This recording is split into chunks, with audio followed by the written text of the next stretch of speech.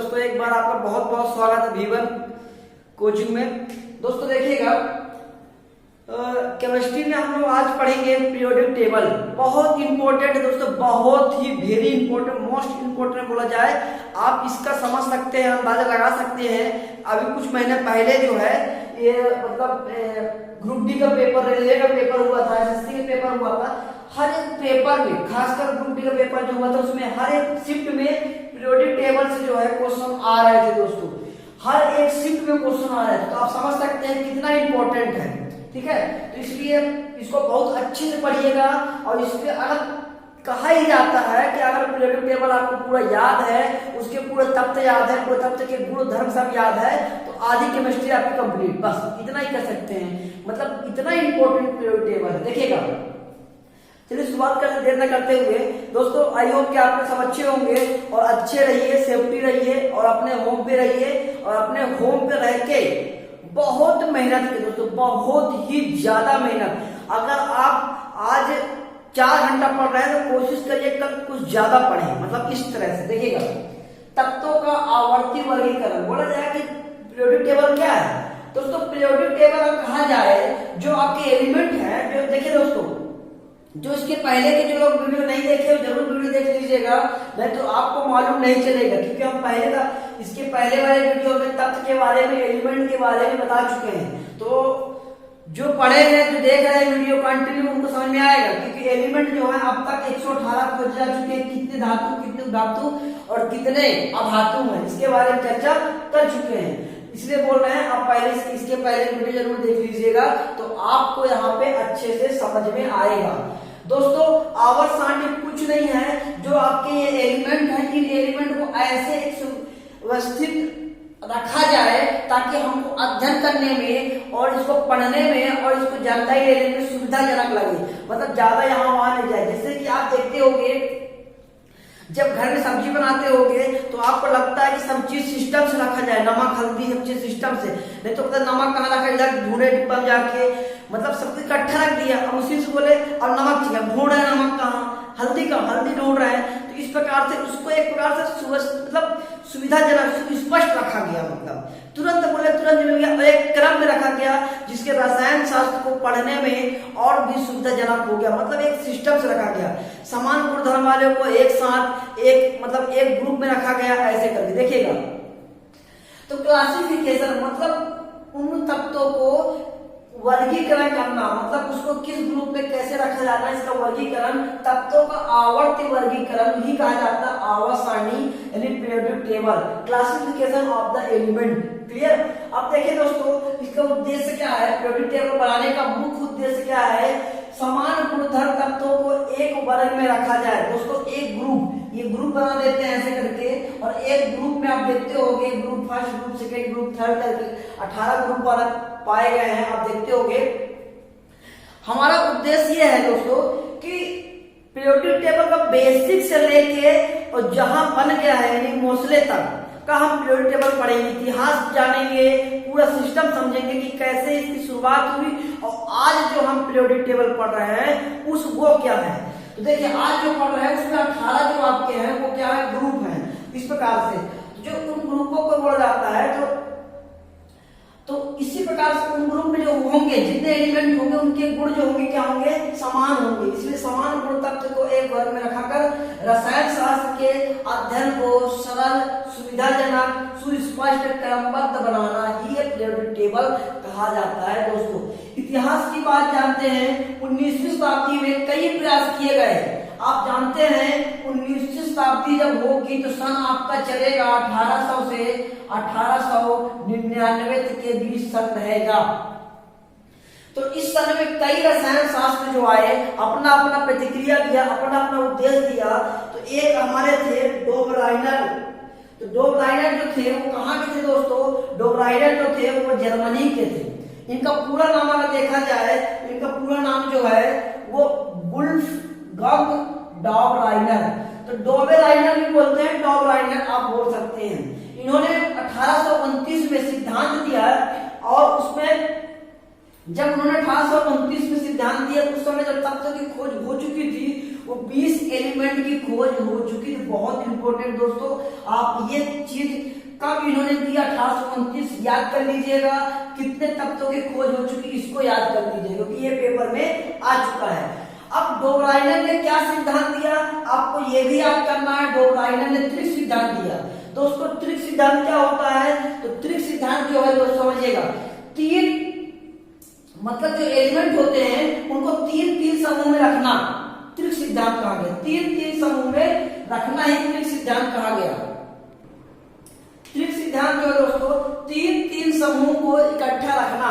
तो इन्होंने क्या किया, तीन तत्वों को एक साथ रखा। किस क्रम में रखा दोस्तों, ये भी बहुत इंपॉर्टेंट है आपका, परमाणु द्रव्यमान के आरोही क्रम में उन्होंने रखा। परमाणु द्रव्यमान, अब जो वीडियो नहीं देखे दोस्तों उनको नहीं मालूम परमाणु द्रव्यमान परमाणु संख्या क्या है, इसलिए बोल रहे हैं इसके पहले की वीडियो जरूर आप देख लीजिएगा। अगर आप इसके पहले का वीडियो नहीं देखे हैं तो आपको थोड़ा कम समझ में आएगा।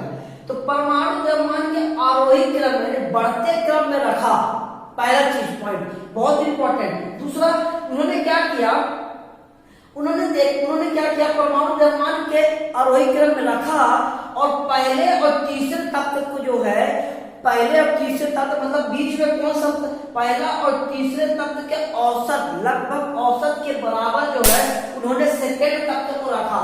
ठीक, कैसे देखिएगा, परमाणु द्रव्यमान के आरोही क्रम में मतलब एक बढ़ता क्रम रखा उन्होंने। ये आपका है लिथियम और आपका ये लिथियम, सोडियम और पोटेशियम। देखिएगा तो लिथियम का जो परमाणु द्रव्यमान जो है वो 7, ये पहला मान लीजिए, और ये तीसरा, तीन तीन समूह में उन्होंने रखा ऐसे करके, समझिएगा। तो लिथियम और पोटेशियम को अगर औसत निकाला जाए तो 7 + 39, यहां से काटे की पीटेंगे आपका तो ये 2 हो जाएगा, ये आ जाएगा 6 और ये जाएगा 4, तो आ जाएगा ये 23 आ गया। और 23 जो होगा आपका ये सोडियम का परमाणु द्रव्यमान होगा दोस्तों। इस सिद्धांत से उन्होंने रखा। तो आपको एक सिद्धांत याद कर लीजिए, ये भी इंपॉर्टेंट है, लिथियम, सोडियम, पोटेशियम, ये क्रम में उन्होंने रखा। फिर एक ग्रुप बनाया, तीन ग्रुप बनाया मतलब त्रिक सिद्धांत। एक ग्रुप में तीन तत्व को रखा, इसी को बोला गया त्रिक सिद्धांत। एक ग्रुप में तीन तीन समूह को रखा और किसमें, परमाणु द्रव्यमान के आरोही क्रम में बढ़ते क्रम में रखा। और दूसरा दो तत्व, पहले और तीसरे वाले तत्व के औसत जो होगा, औसत के लगभग बराबर जो होगा बीच वाले तत्व को रखा उन्होंने। ठीक, और जो तत्व रखे हैं इनका गुण धर्म जो होगा, तीनों तत्वों का जो है समूह जो होगा वो बराबर होगा। त्रिक का मतलब होगा तीन तत्व समूह, लेकिन जो तीन तत्व जो होंगे इनका गुणधर्म क्या होगा, समान होगा दोस्तों, एक बराबर।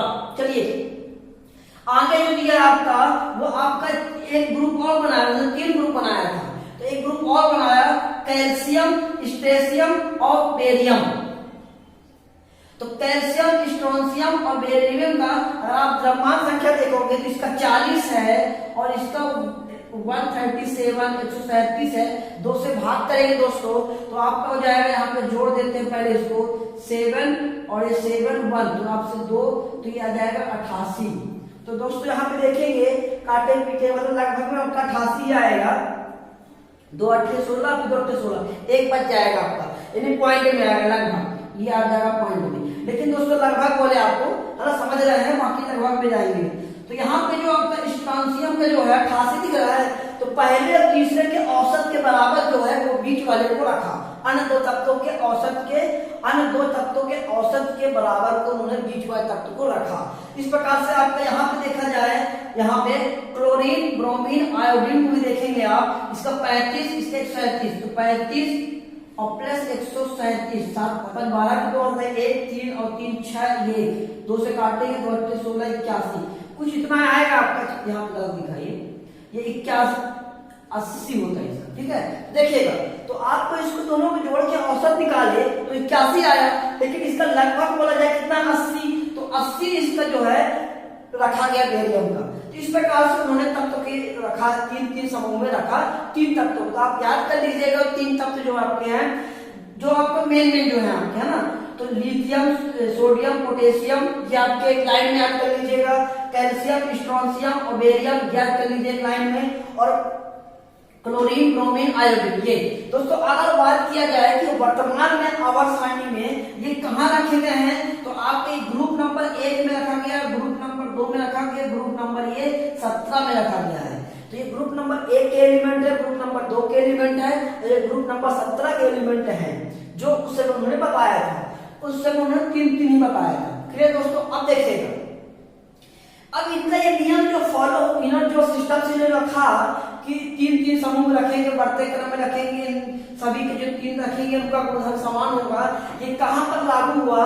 कि यहीं तक लागू हुआ। इसके बाद यहाँ फैल हो गया सीमाएं मतलब कि देखिए दोस्तों, जितने भी आपके वैज्ञानिक आएंगे, रसायन शास्त्र जो आएंगे, वो वहां से क्या होगा, उनकी सीमाएं होंगी। मतलब कि इन्होंने शुरुआत किया, इनका अच्छा काम ये था कि पीरियोडिक टेबल की शुरुआत जो है डो ब्राइनर ने ही किया, लेकिन इन्होंने जो ये सिस्टम बताया, जो तरीका बताया, ये तरीका आगे ही जाके गलत हो गया। गलत कहाँ हो गया दोस्तों? तो नाइट्रोजन, फास्फोरस, आर्सेनियम में देखिएगा क्या हुआ कि जब इन दोनों के औसत को जोड़े तो 14 और प्लस मान लिया 75 औसत में चलते हैं, 5 4 9 और 1 8, इसको काटेंगे तो 2 चौके 8 और 2 चौके 8, कुछ 44 आएगा दोस्तों। पॉइंट में करके आएगा 44.5 आएगा मान लीजिए। अब आप यहाँ देख रहे हैं 31 है, बहुत अंतर हो गया दोस्तों। देखिएगा 1-2 अंक का अंतर होता है तो मानने में आता है लगभग है, लेकिन अगर इतने का अंतर आ जाए ये लगभग नहीं माना जाएगा। इस कारण से जो है इनका नियम जो है आगे चल के गलत हो गया। क्या हो गया? गलत मतलब ये फॉलो नहीं हुआ। इस प्रकार से जो है दूसरे वैज्ञानिक आए। दूसरे वैज्ञानिक कौन है हमारे? तो वो है क्या बोलते हैं, न्यूलैंड का अष्टक नियम जिसको बोला जाता है, वो पढ़ेंगे। तो उन्होंने कुछ अपना सिद्धांत दिया। तो न्यूलैंड में आया तो उन्होंने क्या सिद्धांत दिया, इसके बारे में हम देखेंगे अभी आगे। लेकिन पहले इसमें क्या क्या इंपॉर्टेंट है, पहले आगे जानेंगे दोस्तों। अभी बीच में कुछ वीडियो जो है थोड़ा सा हम प्रयास बहुत करते हैं दोस्तों कि वीडियो कंटिन्यू रहे, लेकिन दोस्तों ड्यूटी भी चलती रहती है, जॉब भी है, और दोस्तों अकेले घर का भी, ड्यूटी का भी और यहाँ का भी थोड़ा बहुत मैनेज करना बहुत दिक्कत हो जाती है। तो कोई बात नहीं, दिक्कत तो हम जानते हैं दोस्तों। मेहनत अपने शरीर में दोस्तों इतना एनर्जी लाइएगा, मेहनत करने से कभी मत डरिए। जो आज जो आप देखते हो, जितने भी सफल लोग आप देख लो, जितने भी लोग सफल हुए हैं, चाहे दुनिया में देख लो, भारत में देख लो, कहीं भी देख लो, अपने देश में देख लो दोस्तों, जितने लोग सफल हुए हैं वो बिना मेहनत के सफल नहीं हुए हैं। मेहनत जो करता है वही आगे बढ़ता है, इसलिए मेहनत से आप बिल्कुल लापरवाही मत करिए। आज अगर आप पढ़ाई में मेहनत कर रहे हो, इतना पढ़ रहे हो आप, तो आपका मेहनत जरूर सफल करेगा।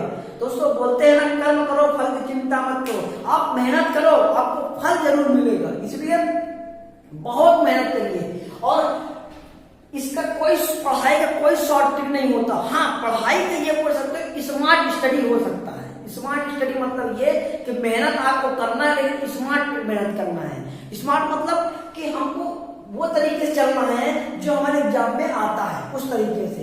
जैसे पीरियोडिक टेबल आपकी किताब में बहुत आता है, इसलिए हमको इसको पढ़ना अच्छे से, इस प्रकार से।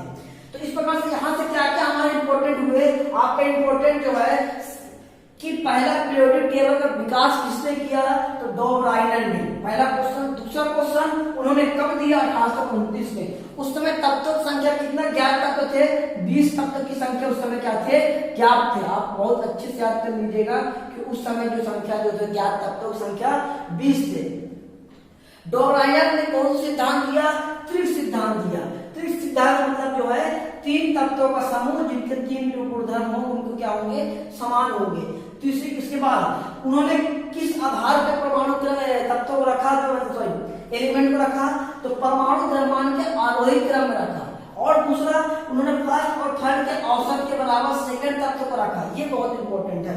इसके बाद जो उनके 3 जो है कौन कौन से हैं, ये आप याद कर लीजिएगा ऐसे करके, ठीक थी। और उनके सीमाएं कहाँ पर खत्म हो जाती, मतलब कहाँ पर उनका लागू नहीं होता है, ये भी आप याद कर लीजिएगा कि नाइट्रोजन, फास्फोरस, आर्सेनियम में इनका जो है लागू नहीं होता है, आर्सेनिक है, ठीक। और ये आपका इसको याद 3 दिन तक याद कर लीजिएगा। और ये बस इतना ही आपका डो ब्राइनर से पूछेगा दोस्तों। आप जान गए कितने नंबर में ऐसे क्वेश्चन बन सकता है। कम से कम 5-6 नंबर क्वेश्चन यहीं से आपसे बनता है, ठीक, बस इसी को घुमा फिरा के पूछते रहते चलेंगे। आप लोग देखेंगे न्यूलैंड का अष्टक नियम, उन्होंने न्यूलैंड का अष्टक नियम समझेंगे क्या होता है। तो न्यूलैंड का अष्टक नियम देखेंगे दोस्तों। पहले पेपर में पूछ लेता है, पहला ही क्वेश्चन पूछ लेगा आपसे कि न्यूलैंड ने जो थे वो कौन से नियम दिए, तो वो अष्टक नियम दिए। और ये अष्टक नियम क्या होता है दोस्तों, समझिएगा अष्टक नियम क्या है। अष्टक नियम का मतलब ये है कि पहले तत्व का और आठवां तत्व जो होंगे दोनों को जो गुणधर्म होगा वो समान होगा, इसलिए इन्होंने कहा अष्टक नियम, मतलब आठवां तत्व पहले तत्व के बराबर होगा, समान। कब दिया दोस्तों, इनके सन में थोड़ा सा विवाद है। विवाद मतलब ये कि 1865 एकदम करेक्ट है कि 1865 में इन्होंने अष्टक नियम दिया। लेकिन दोस्तों अगर आपके आगे पीछे पूछेगा, मतलब 66 ऑप्शन में हो, मान लीजिए आप पेपर देने गए 65 ऑप्शन नहीं है लेकिन 66 है और 1864 है, तो आप इसके आसपास का सन लगा सकते हैं। तो लेकिन आप याद रखिएगा 1865, जब ये ऑप्शन में नहीं होगा तो जो इसके आसपास का होगा 64 या 66 तो आप लगा सकते हैं। ठीक, चलिए कि उस समय कितने ज्ञात तत्व हो चुके थे जब न्यूलैंड ने अष्टक नियम दिया, तो उस समय कितने तत्व ज्ञात हो चुके थे दोस्तों, 56 तत्व। बहुत इंपॉर्टेंट है। इसके पहले हमने देखा था डोबराइडर जब दिए थे 1829 में, उस समय सिर्फ 20 तत्व थे। इसका मतलब इन्होंने कितने नए तत्वों की खोज की, तो आप जान सकते हैं दोस्तों, घटा के 20 का 36 नए तत्वों की इन्होंने, 36 नए एलिमेंट की इन्होंने खोज किया। क्या कहा अपने सिद्धांत में, अपने नियम में, अष्टक नियम में दोस्तों, इन्होंने कहा और कैसे रखा, सेम वही प्रोसीजर था। परमाणु द्रव्यमान के बढ़ते क्रम में ही आरोही क्रम में उन्होंने रखा। जो डोबराइनर ने रखा वही सिद्धांत इन्होंने भी रखा, परमाणु द्रव्यमान के बढ़ते क्रम यानी आरोही क्रम में रखा। लेकिन डोबराइनर ने क्या किया, 3 समूह के साथ रखा था। इन्होंने क्या किया, पहले तत्व और आठवें तत्व के बराबर गुणधर्म के बारे में बताया। शुरुआत कहां से किया, शुरुआत उन्होंने हाइड्रोजन से किया। आप देख रहे होंगे ये डोबराइनर का ही है, आगे मैं नहीं लिखा हूं क्योंकि 56 तत्व जो है बहुत बड़े हो जाते हैं और इसका पेपर में नहीं पूछता है 56 तत्व के बारे में, लेकिन कुछ विशेष जानकारी पूछता है, जिस कारण से मैं कुछ लिखा हूं आपको समझाने के लिए। देखिएगा, हाइड्रोजन से शुरुआत किया, आप देख रहे हो हाइड्रोजन शुरुआत में है, तो हाइड्रोजन से शुरुआत किया और थोरियम, मतलब यहाँ पे 56वां तत्व जो हुआ आपका वो थोरियम होगा, थोरियम उन्होंने अंत कर दिया। कैसे रखा, सबसे कम परमाणु भार को पहले रखा और बढ़ते क्रम में रखते गया, और सबसे अधिक परमाणु भार को उन्होंने सबसे लास्ट में रखा। गुणधर्म समान बताया, कहा कि पहला तत्व जो होगा और आठवें तत्व के क्या होंगे, बराबर होंगे। तो इनकी तुलना किससे की गई दोस्तों, इनकी तुलना संगीत के स्वर से की गई। जिस प्रकार संगीत में पहला स्वर और आठवां स्वर जो बराबर होता है, उस प्रकार से इनके नियम में भी यही दिख रहा था कि पहला तत्व जो है आठवें तत्व के बराबर होगा। देखिए कैसे संगीत के स्वर, देखिएगा थोड़ा सा संगीत पे चलते हैं। सारे गामा पा धा नी सा होता है, देखिएगा पहला स्वर पहला और ये आपका आठवां स्वर है ना, सा और सा बराबर है। उसी प्रकार से जब इन्होंने न्यूलैंड ने अष्टक नियम दिया तो उन्होंने कहा कि संगीत का पहला स्वर और संगीत का यहाँ आठवां स्वर जो है वो बराबर है। उसी प्रकार से न्यूलैंड ने बताया कि पहला तत्व जो है और आठवां तत्व दोनों के गुणधर्म जो होंगे समान होंगे। तो देखिए आप यहाँ पे देखिए लिथियम और यहाँ पे आपका ये देखिए पहला तत्व और आठवां तत्व, तो 1 2 3 4 5 करते करते 5 6 7 करते 8। आप जब आओगे यहाँ पे पहला देखिएगा, पहला दूसरा तीसरा चौथा पांचवा छठवां सातवां आठवां आ गया। तो पहला तत्व आठवां तत्व उसी प्रकार से ये तत्व उसी प्रकार से ये सब एक ही गुणधर्म में रखा गया, यानी एक ही इनको ग्रुप में रखा गया। इस प्रकार से ग्रुप बना दिया गया कि इनका ग्रुप जो है एक है, इनका गुणधर्म एक है। इस प्रकार से उन्होंने सिस्टम को सजाया। अब देखिए दोस्तों, ये कुछ इस प्रकार से उन्होंने रखा। तो अब दोस्तों इनका कहाँ नियम फेल होता है, तो यहाँ इनका नियम जो है केवल मात्र कैल्शियम तक ही लागू होता है। कैल्शियम के बाद इनका नियम लागू नहीं होता है, इसके पहले तक लागू होता है। इसकी सीमाएं देखेंगे तो कैल्शियम तक लागू हुआ, इसके बाद लागू नहीं हुआ। तो आपको पेपर में पूछ सकता है कि इसका नियम जो है न्यूटन का अष्टक नियम जो है कहाँ तक लागू हुआ, तो कैल्शियम तक। दूसरा क्या इनकी मतलब सीमाएं थी, तो क्या इनका मतलब कहां से इनका फेल हो गया, तो इनका जो है कई तत्वों को एक साथ रखा, मतलब जैसे आप देख रहे हो कोबाल्ट और निकिल को उन्होंने एक साथ रखा, एक साथ रख दिया। ये भी गलतियां है, हर चीज को अलग अलग रखना चाहिए। तो ये क्या कि कई तत्वों को एक साथ रखा, गुणधर्म भिन्न है लेकिन फिर भी एक साथ रखे। कई तत्वों का गुणधर्म समान था, जैसे कैल्शियम के बाद देखेंगे कि उनका फेल हो गया, तो कई गुणधर्म मतलब अलग अलग थे लेकिन फिर भी उनको एक साथ रखा। जैसे आप देख रहे हो क्लोरीन का और ब्रोमीन के साथ में रखा है, देखिए क्लोरीन का गुणधर्म और ब्रोमीन का गुणधर्म जो है अलग अलग है लेकिन इनको फिर भी साथ में रखा गया। क्लियर, आप देख रहे हो कि कैल्शियम के बाद लागू नहीं होता, ये ब्रोमीन लागू नहीं हुआ यहाँ पे। फिर क्या किया, समान वाले तत्व को भी अलग रखा, जो तत्व समान है जिनका गुणधर्म समान है उनको अलग रखा। जैसे लोहा को, फेरस को कोबाल्ट और निकल से दूर रखा। अब देखिए लोहा कहाँ है आपका, फेरस Fe ये है, यहाँ इस ग्रुप में है और कोबाल्ट निकल इस ग्रुप में है, इनको अलग अलग ग्रुप में रख दिया जबकि इनका गुणधर्म जो है वो समान है। फिर देखिएगा अब दोस्तों बीच बीच में कुछ अनावश्यक तत्व आ सकते हैं और क्या करें, आ ही जाते हैं इतने, मतलब समझिएगा। मतलब देखिए जैसे पढ़ा रहे हैं बीच बीच में कई प्रकार के फोन आवश्यकता तब कभी किसी का आ जाता है, ये सब मिस्टेकिंग करता है। देखिएगा समान वाले तत्व को एक साथ रखा उन्होंने, मतलब देखिए जो समान तत्व है ना, जो समान वाले तत्व है उनको अलग अलग रखा। लोहा का और कोबाल्ट और निकल का जो है गुणधर्म समान है फिर भी उनको अलग अलग रखा गया है, ये गलती कर दी है।